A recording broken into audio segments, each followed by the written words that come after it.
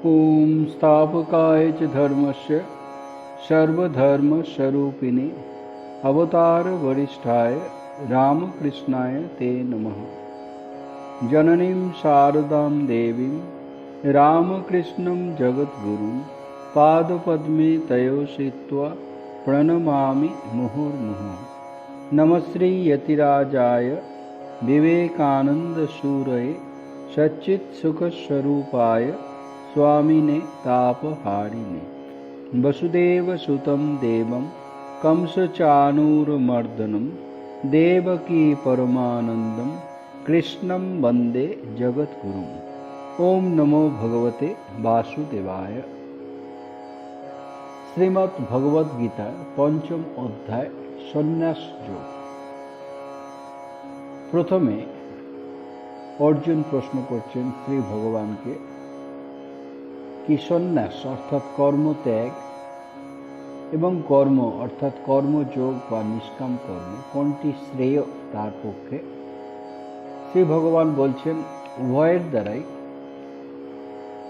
মোক্ষ লাভ করা যায়, কিন্তু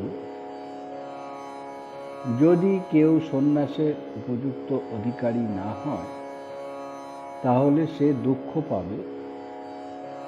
সেই জন্যে অর্জুনের পক্ষে নিষ্কাম কর্ম করাই শ্রেয়। নিষ্কাম কর্ম করতে করতে চিত্তশুদ্ধি হবে, চিত্তশুদ্ধি হলে আত্মদর্শন, ব্রহ্মদর্শন,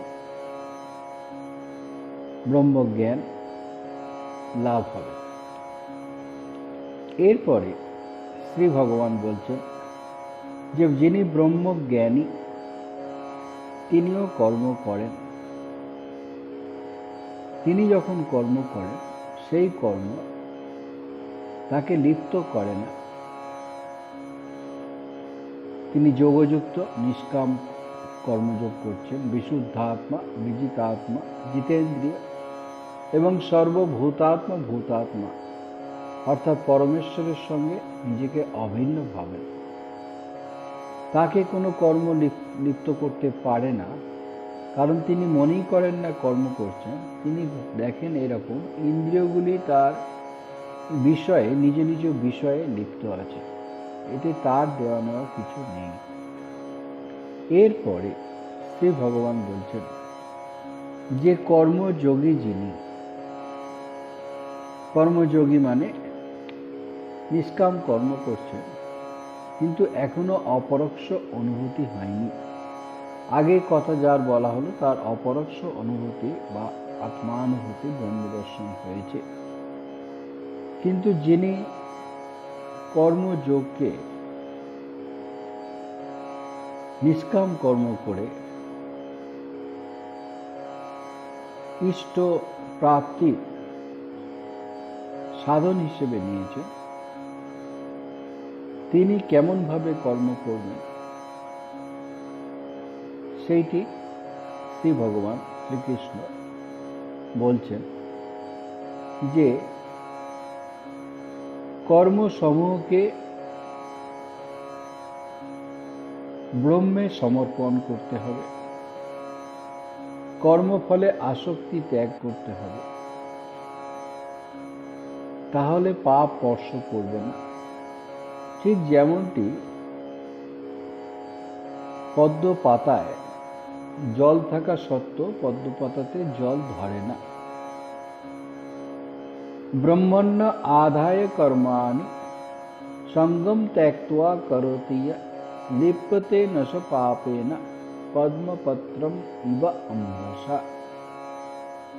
ব্রহ্মণ্যাধায় ব্রহ্মণি আধায় কর্মণি। ব্রহ্মে কর্ম সমর্পণ এর অর্থ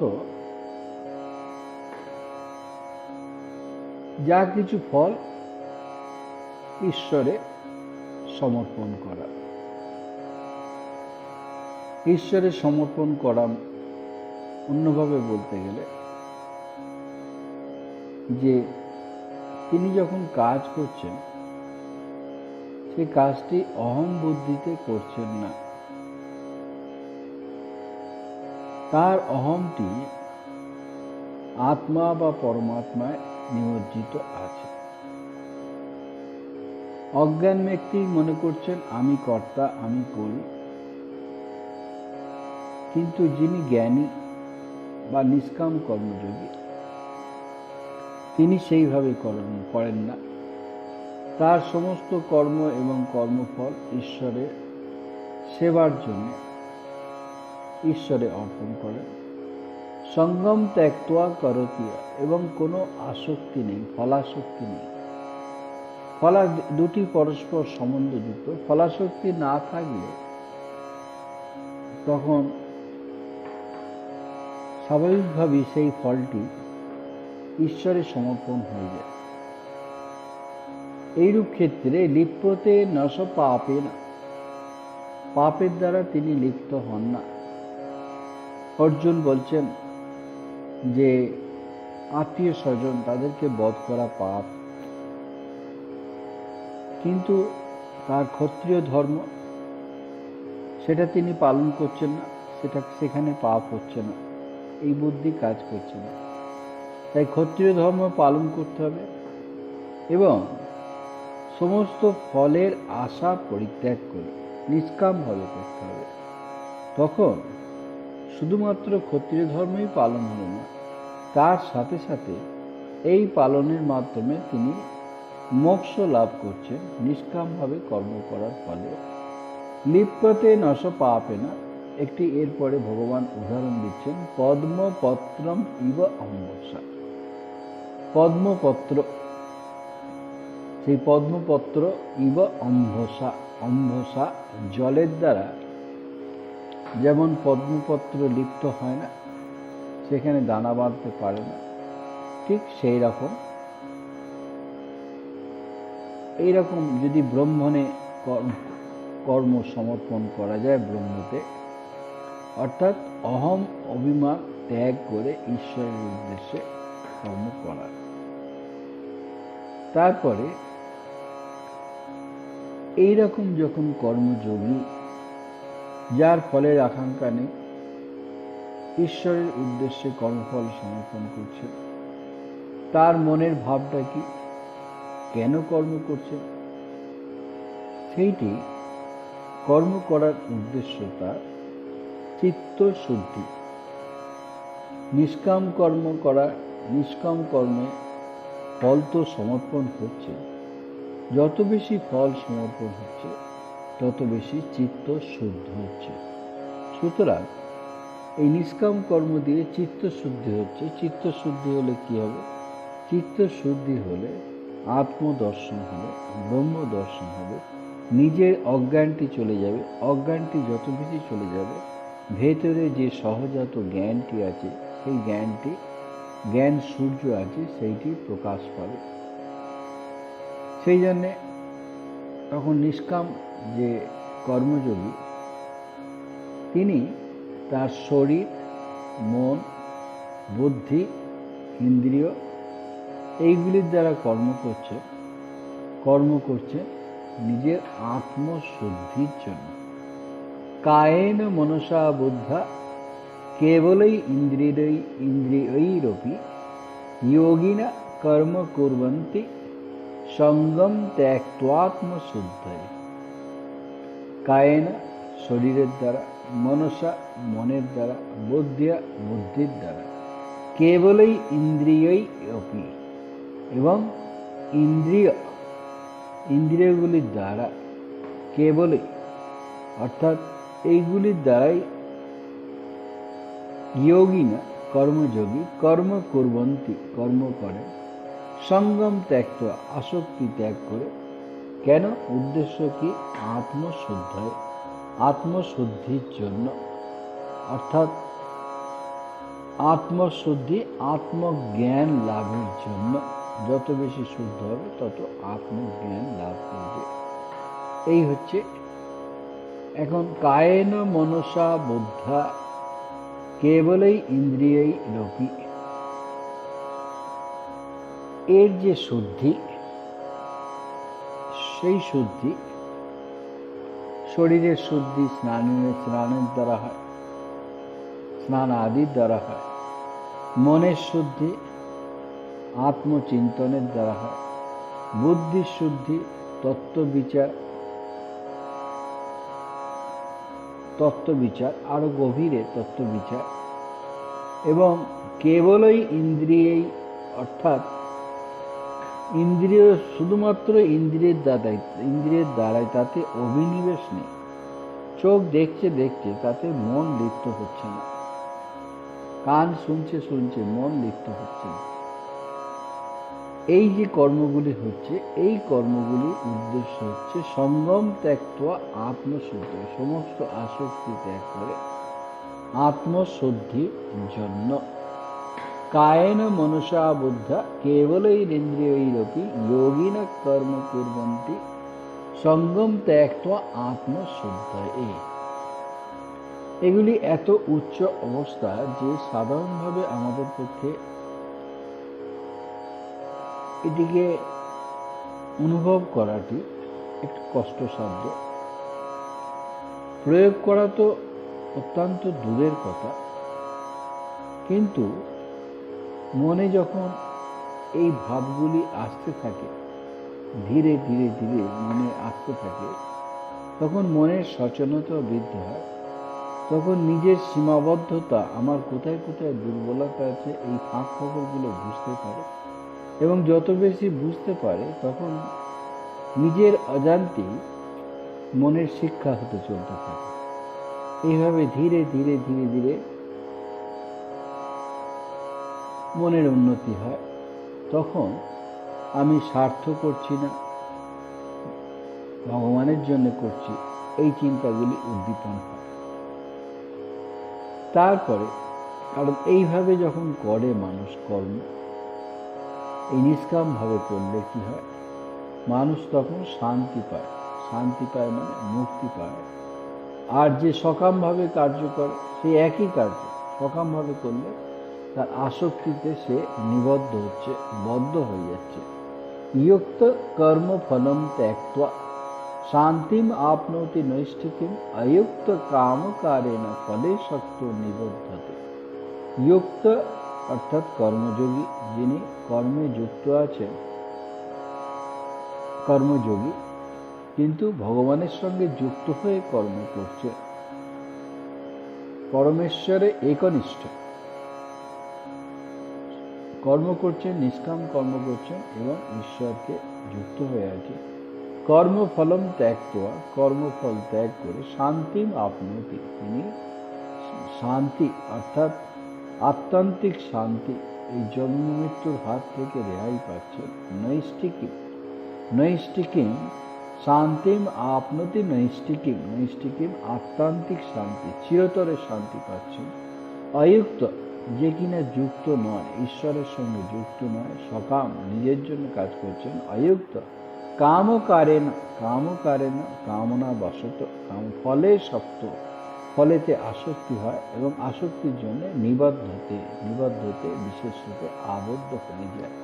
অযুক্ত যিনি ঈশ্বরের শক্তি যুক্ত নন, কামকারেণ কামের জন্য, তার ফলের জন্য, ফলে শক্ত, ফলে আসক্তি হয় এবং তার দ্বারা তিনি নিবদ্ধতে তিনি সেই কর্মের দ্বারা আবদ্ধ হয়ে যান। অর্থাৎ একই কর্ম শুধু দৃষ্টিভঙ্গির উপর নির্ভর করছে, সেই কর্মে তার পক্ষে বন্ধনের কারণ না মুক্তির কারণ। একই কর্ম যে হচ্ছে, মানুষের সেবা করছে একজন, সেটিকে তার মানুষের সেবা করছে মানে জীবিকা বৃত্তি, তার দ্বারা সংসার পালন এইসব কিছু করছে। আবার আর একজন সে নারায়ণের সেবা করছে, এইভাবে তিনি করছেন। একই কর্ম একজনের হচ্ছে কি, সে যত বেশি সেবা করছে তত বেশি পয়সা পাচ্ছে, তাহলে তখন সে তাতে ওই আসক্তিতে নিবদ্ধ হয়ে যাচ্ছে।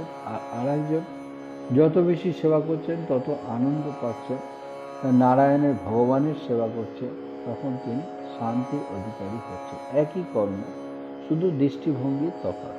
युक्त कर्म फलम त्यक्त्वा शांतिम आपनोति नैष्ठिकीम अयुक्त काम कारेण फले शक्तो निबद्धते। এইভাবে যিনি নিষ্কাম কর্মযোগী তিনি ঈশ্বরের সমস্ত কর্মফল অর্পণ করেন। কর্মফল সমস্ত ত্যাগ করেন, তখন তিনি পাপের দ্বারা লিপ্ত হন না। এবং তিনি যখন কর্ম করেন, সেই তার শরীর, মন, বুদ্ধি এগুলির দ্বারা কর্ম করছেন, তার উদ্দেশ্য চিত্তশুদ্ধি।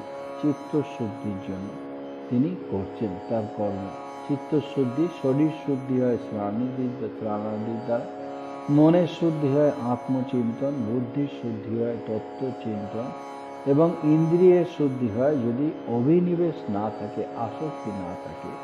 এইভাবে আত্মশুদ্ধির জন্য তিনি কর্ম করছেন, এবং এইভাবে কর্ম করলে তিনি শান্তির অধিকারী হচ্ছেন। এরপরে শ্রী ভগবান যে তত্ত্বটি বলছেন, সেই তত্ত্বটি হচ্ছে সন্ন্যাস। এতক্ষণ বলা হলো কি কর্মত্যাগ, কর্মযোগ, নিষ্কাম কর্ম। এবার সন্ন্যাস ও জ্ঞান। সন্ন্যাস ও জ্ঞান অর্থাৎ কর্মের ত্যাগ এবং সেই তার ত্যাগের ফল এবং সেই তার মানসিক কি অবস্থা, কেন তিনি কর্ম ত্যাগ করছেন, কি অবস্থার মধ্যে কর্ম ত্যাগ করছেন, মানে তিনি পারছেন, কর্ম হচ্ছেন, পারছেন, সেই রকম আর কি। ঠাকুর সন্ন্যাস নিয়েছেন, দিয়ে তর্পণ করতে যাচ্ছেন, জল গলে যাচ্ছে, গলিত হস্ত হয়ে যাচ্ছেন, জল ওঠাচ্ছেন, দাঁড়াচ্ছেন, তো কর্ম করতে পারছেন না। সেই ভাবগুলি এরপরে শ্রী ভগবান বলছেন। প্রথমটি হচ্ছে কি,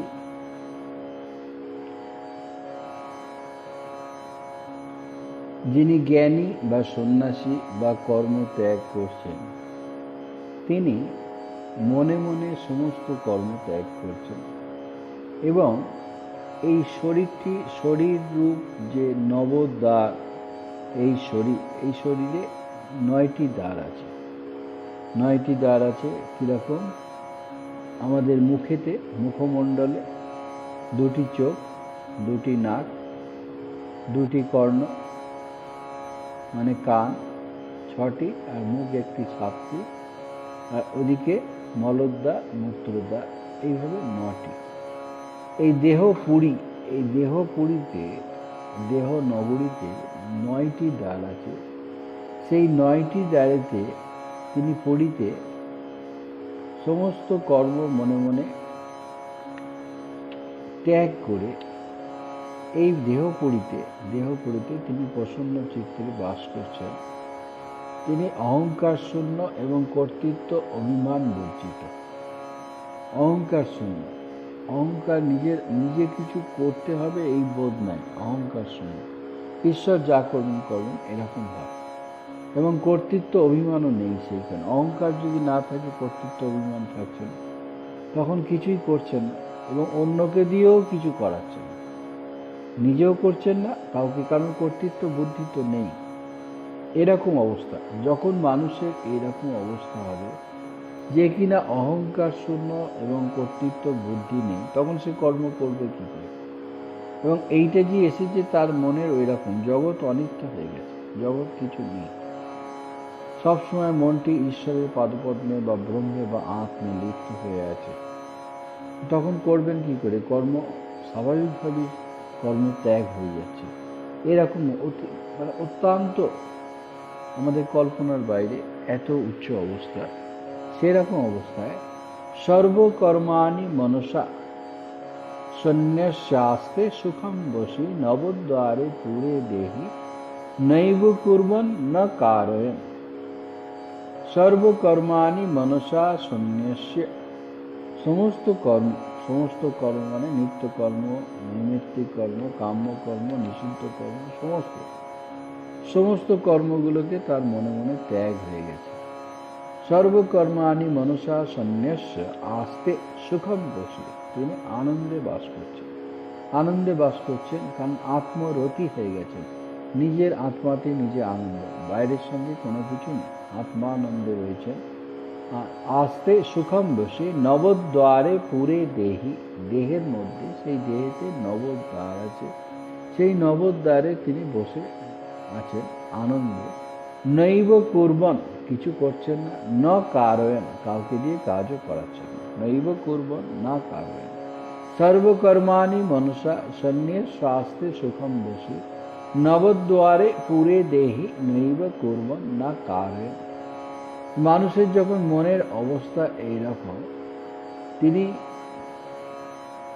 তার ভেতরে কোনো অহংবোধ নেই, অহম শূন্যতা, অহংকার শূন্য এবং কর্তৃত্ব অভিমান নেই, তাহলে কাজ করবেন কি করে?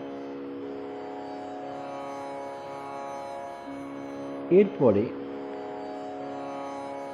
তিনি তার চিন্তা ভাবনা কেমন চলছে, চিন্তা ভাবনাটি সেটি হচ্ছে এই জগৎ সম্বন্ধে, তার নিজের জীবেদের আচরণ সম্বন্ধে তার ধারণাটা কীরকম সেইটি বলছেন, চিন্তা করছেন।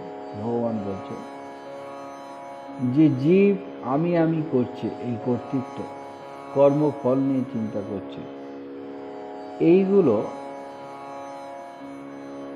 ঈশ্বর দেননি, এগুলি জীবের স্বভাব থেকে এসছে। জীবের স্বভাব থেকে মানে তার পূর্ব সংস্কার। আমাদের স্বভাব কি? যা আত্মার স্বরূপ কি? আত্মার স্বরূপ হচ্ছে সচ্চিৎ আনন্দ। সৎ, তিনি সে সবসময় আছে, তার কারোর উপর নির্ভর করছে না তার অস্তিত্ব। চিৎ সর্বদা চৈতন্যময়, মৃত্যু নেই, অচৈতন্য নেই, এবং আনন্দ সর্বদা আনন্দ স্বরূপ। আনন্দের জন্য কারোর কাছে তাকে ধার করতে হয় না, কোনো কিছুর উপর নির্ভর করতে হয় না। এই হচ্ছে তার স্বরূপ। এই স্বরূপের বদলে জীব কর্তৃত্ব করছে, কর্মফল ভোগ করছে। এগুলি কেন হচ্ছে? এগুলি হওয়ার কারণ সে তার যে পূর্ব সংস্কার, সেই পূর্ব সংস্কারের জন্য হচ্ছে কর্মফলের সংস্কার, প্রারব্ধবশত এই যে কাজগুলি হচ্ছে। তাই তার দৃষ্টিভঙ্গি কি হচ্ছে?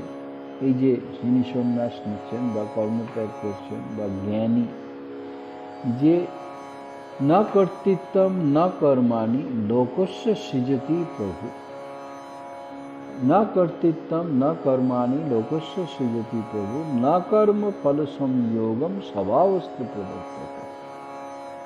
न कर्तृत्व अर्थात कर्तार भाव, न कर्म न कर्माणि किंबा এই কর্ম সকল, কর্তৃত্ব ভাব, না কর্তৃত্ব না কর্মাণি এই কর্ম সকল, লোকস্য জীবে, লোকস্য লোকস্য মানে হচ্ছে জীবে, জীবের যে কর্তৃত্ব, জীবের যে কর্ম বা কর্মফল, না একটি সৃজতি না সৃজতি প্রভু, প্রভু এটা সৃষ্টি করেননি। পরমেশ্বর আত্মা পরমেশ্বর, তিনি সৃষ্টি এটি করেননি। তিনি কর্মও সৃষ্টি করেননি, কর্মফলও সৃষ্টি করেননি। না কর্মফল সংযোজন, কর্মফলের যে সংযোগ, কর্মের ফল, এই যে এই কর্ম করলে এই কর্মফল হয়, এই যে সংযোগ, এই সংযোগ স্বভাবস্তু প্রবর্তিতে, স্বভাবস্তু স্বাভাবিকভাবে অর্থাৎ অবিদ্যারূপ প্রকৃতি থেকে প্রবর্তিত হয়ে। এই অবিদ্যারূপ প্রকৃতি মানে হচ্ছে কি? সংস্কার। সংস্কার পূর্বজন্মের যে সংস্কার আছে, সেই পূর্ব যে জন্ম, কত জন্ম হয়েছে, সেই সংস্কারের কর্ম বীজ রয়েছে এবং সেটি ত্রিগুণাত্মিকা, সত্য রজে তমগুণ বিশিষ্ট। সেটি সৃষ্টির প্রথম থেকে চলে আসছে, অথচ পরমাত্মা নিষ্ক্রিয়। সেই তার যেমন কর্ম করেছে সেই কর্মানুসারে এই জন্ম কর্ম করছে, তার দেহ মন বুদ্ধি সব কিছু কর্ম করছে। এইভাবে তিনি দেখছেন কি? এই যে কর্তৃত্ব, কর্ম, কর্মের ফলের সংযোগ, এগুলি প্রভু সৃষ্টি করেননি। প্রভু এগুলি কোথা থেকে আসছে? অবিদ্যা প্রসূত, সেই পূর্ব সংস্কার থেকে আসছে। কারণ আমাদের স্বরূপ হচ্ছে কি? আমাদের স্বরূপ হচ্ছে সচ্চিৎ আনন্দ। না কর্তৃত্বম না কর্মাণি লোকস্য সৃজতি প্রভু, না কর্ম ফল সংযোগম স্বভাবস্তু প্রবর্ততে। স্বভাবস্তু প্রবর্ততে, যখন এই স্বভাবটি ক্ষয় হয়ে যাবে, যখন ক্ষয় হয়ে যাবে, এই যে কর্তৃত্ব বুদ্ধি, কর্মফলের আকাঙ্ক্ষা, এইগুলি যখন ক্ষয় হয়ে যাবে, তখন ক্ষয় হয়ে গেলে মুক্তি পাবে, মুক্তি আসবে। এইটি হচ্ছে ভাব। এরপরে এরকমভাবে শ্রী ভগবান কর্মত্যাগী অর্থাৎ পরোক্ষভাবে বলছেন যে এগুলো যদি আমরা অন্যভাবে চিন্তা করি, যে কে কর্মত্যাগের অধিকারী, তখন এইগুলো কি আমরা এই দেখতে পারি যে এই সমস্ত সত্যগুলো আমাদের আছে কিনা, এই ধরনের চিন্তাগুলি আমাদের আছে কিনা। যদি থাকে তখনই কর্মত্যাগের অধিকারী হয়। তারপরে বলছেন কি, তারপরে বলছেন ঈশ্বর কারুর পাপও গ্রহণ করেন না, কারুর পুণ্যও গ্রহণ করেন না, স্বীকৃতিও গ্রহণ করেন না। তিনি কর্মফলের ভোগী হন না। কর্মফলের ভোগী হয় জীব। কারণ জীবের যে জ্ঞান, সেটি অজ্ঞান অবিদ্যা দ্বারা আবৃত, জীব মোহগ্রস্ত। সেই জন্যে জীব দেখছে কি ঈশ্বর আমাকে ভালো করছেন, আমাকে খারাপ করছেন। অর্থাৎ ঈশ্বরের উপর যেন ঈশ্বর কর্মের এই ফল দিচ্ছেন, ওই ফল দিচ্ছেন, এরকম ভাবে সেইটে জ্ঞানের দৃষ্টিতে বা যিনি কর্মত্যাগ করেছেন তার দৃষ্টিতে না দত্তে কস্যচিৎ পাপম ন চৈবম সুকৃতম বিভু অজ্ঞানেন আবৃতম জ্ঞানম তেন মুহ্যন্তি জন্তবঃ। ন আদত্তে কস্যচিৎ পাপম, না আদত্তে, ঈশ্বর কারুর পাপ গ্রহণ করেন না। না চ এব সুকৃতম, এবং সুকৃতিও গ্রহণ করেন না। বিভু, পরিবিভু অর্থাৎ ঈশ্বর কেমন না সর্বব্যাপী যে ঈশ্বর, তিনি পাপও গ্রহণ করছেন না, পুণ্যও গ্রহণ করছেন না। অর্থাৎ জীবের পাপ পুণ্যের জন্য তার কোনো হাত নেই, কর্মফল থেকে আসছে। অজ্ঞানেন আবৃতম জ্ঞানম, জীবের জ্ঞান অজ্ঞানের দ্বারা আবৃত হয়ে আছে। তেন, সেই আবৃত হওয়ার জন্য মুহ্যন্তি জন্তবঃ, জীবগণ মোহগ্রস্ত হয়। মোহগ্রস্ত হয়ে ভাবছে যে ঈশ্বর তার ভালো করছে, মন্দ করছে। এখন এইটি এরকমভাবে চিন্তা করতে হবে যে এই যে তত্ত্ব কথাটি বলা হলো যে ঈশ্বরের কিছু ভালো মন্দ নেই, জীবেরই সব ভালো মন্দ। কর্ম ভালো করলে ভালো ফল, কর্ম খারাপ করলে খারাপ ফল। এই যে তত্ত্বটি, এই তত্ত্বটি এইভাবে করা যায় কি, বেদান্তে যে ব্রহ্মকে সগুণ ব্রহ্ম বলছে, নির্গুণ ব্রহ্ম বলছে, সাকার ব্রহ্ম বলছে, নিরাকার ব্রহ্ম বলছে। এবার নির্গুণ ব্রহ্ম, যে সাধক নির্গুণ ব্রহ্ম সেই অবস্থায় আছে, তখন তিনি কি দেখছেন, ঈশ্বর অব্যয় আত্মা। ঈশ্বর অব্যয় আত্মা, ঈশ্বর জীবের পাপ পুণ্য গ্রহণ করেন না। আবার যখন কোনো সাধক সেই সগুণ ব্রহ্মের উপাসনা করছে, সগুণ ব্রহ্মের তিনি জীবের পরম গতি, সগুণ ব্রহ্মভাবে উপাসনা করলে তখন তিনি জীবের পরম গতি হচ্ছে, তখন কর্মফল দাতা ঈশ্বর হচ্ছে। কর্মফল দাতা ঈশ্বর হচ্ছেন। এটি হচ্ছে সাধক কিভাবে উপাসনা করছে তার ফল। সাধক যদি নির্গুণ ব্রহ্মে সেইভাবে যদি মন তার লিপ্ত হয়ে থাকে, তখন তার বিচার উঠছে কি, ঈশ্বর পাপ পুণ্য কিছু দেন না। ঈশ্বর, আমি যে কর্ম করছি তার জন্যই পাপ পুণ্য হচ্ছে, কিছু দেন না। ঈশ্বর তিনি সচ্চিদানন্দ পরমাত্মা। আবার যখন আমি সগুণ ব্রহ্মের অর্থাৎ ঈশ্বরের সাকার রূপে উপাসনা করছি, তখন দেখছি কি যে ঈশ্বরই আমাকে ভালো মন্দ সব কিছু কর্মফল দিচ্ছেন, ঈশ্বরই আমার পরম গতি। সেই জন্য ঠাকুর কি বলছেন? ঠাকুর শ্রী রামকৃষ্ণ বলছেন, যিনি অখণ্ড সচ্চিদানন্দ তিনি লীলায় নানারূপ হয়েছেন। যিনি অখণ্ড সচ্চিদানন্দ তিনি লীলায় নানারূপ হয়েছেন। অজ্ঞানেন আবৃতম জ্ঞানম তেন মহ্যন্তি জন্তব্য। এই অজ্ঞানটা কি? মায়া। মায়া হচ্ছে অজ্ঞান। মায়া থেকে অহম্বোধ, মায়া থেকে কর্তৃত্ববোধ। এই মায়া থেকে অজ্ঞানেন আবৃতম জ্ঞানম, অহম বুদ্ধির কারণ। মায়া থেকে এই মায়াটাই হচ্ছে অজ্ঞান। মায়া থেকে অহম্বোধ এবং কর্তৃত্ববোধ। তো অহম বুদ্ধি যখনই আসছে তখনই বন্ধনের কারণ হচ্ছে জীব মোহগ্রস্ত হচ্ছে, আত্মস্বরূপের জ্ঞান হারিয়ে ফেলছে। এইভাবে যিনি নিরাকার ব্রহ্মের উপাসনা করছেন, সেই নিরাকার ব্রহ্মে তখন তার বিচারধারা এইভাবে রয়েছে। শ্রী চৈতন্য চরিতামৃতে আছে কি? অদ্বয় জ্ঞানতত্ত্ব কৃষ্ণের স্বরূপ। অদ্বয় অর্থাৎ দ্বৈতহীন, দুই নেই। অদ্বয় জ্ঞানতত্ত্ব কৃষ্ণের স্বরূপ, এটি কৃষ্ণের স্বরূপ। ঠিক এইভাবে যিনি উপাসনা করছেন, ঈশ্বর অদ্বয়, অদ্বৈত। অদ্বয় জ্ঞানতত্ত্ব কৃষ্ণের স্বরূপ। ব্রহ্ম আত্মা ভগবান তিন রূপ, তিন তার রূপ। ব্রহ্ম আত্মা ভগবান তিন তার রূপ।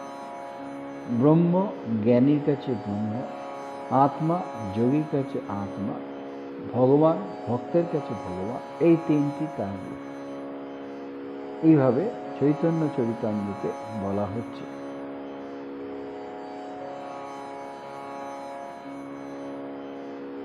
সেই অদ্বয় তত্ত্ব, জ্ঞান তত্ত্ব যে কৃষ্ণ ব্রহ্মরূপে, আত্মারূপে, ভগবান রূপে তিন প্রকার অধিকারী দেখছে, তখন সাধনও পাল্টে যাচ্ছে। সেইটি বলা হচ্ছে, জ্ঞান যোগ ভক্তি তিন সাধনার বশে। জ্ঞান যোগ ভক্তি তিন সাধনার বশে ব্রহ্ম আত্মা ভগবান ত্রিবিধ প্রকাশে। যিনি জ্ঞানের সাধন করছেন ব্রহ্ম, যোগের সাধন করছেন আত্মা, ভক্তির সাধন করছেন ভগবান। জ্ঞান যোগ ভক্তি তিন সাধনার বশে ব্রহ্ম আত্মা ভগবান ত্রিবিধ প্রকাশে। তাই চৈতন্য চরিতামৃতে বা বেদান্তে সর্বত্রই এই সগুণ এবং নির্গুণ ভাব প্রকাশ আছে। ঠাকুরের উপমাতে আছে। ঠাকুরের উপমাতে যে জল জ্ঞান সূর্যতে গলে যাচ্ছে, আবার ভক্তিহীনে বরফ হয়ে যাচ্ছে। সাপ হেললে দুললেও সাপ, আবার যখন স্থির হয়ে আছে সাপ। যখন হেললে দুলে করছেন তখন সৃষ্টি স্থিতি লয় হচ্ছে, আবার যখন নিষ্ক্রিয় অবস্থায় হচ্ছে তখন ব্রহ্ম। ঠাকুর বলছেন সক্রিয় অবস্থায় শক্তি কালী, নিষ্ক্রিয় অবস্থায় ব্রহ্ম।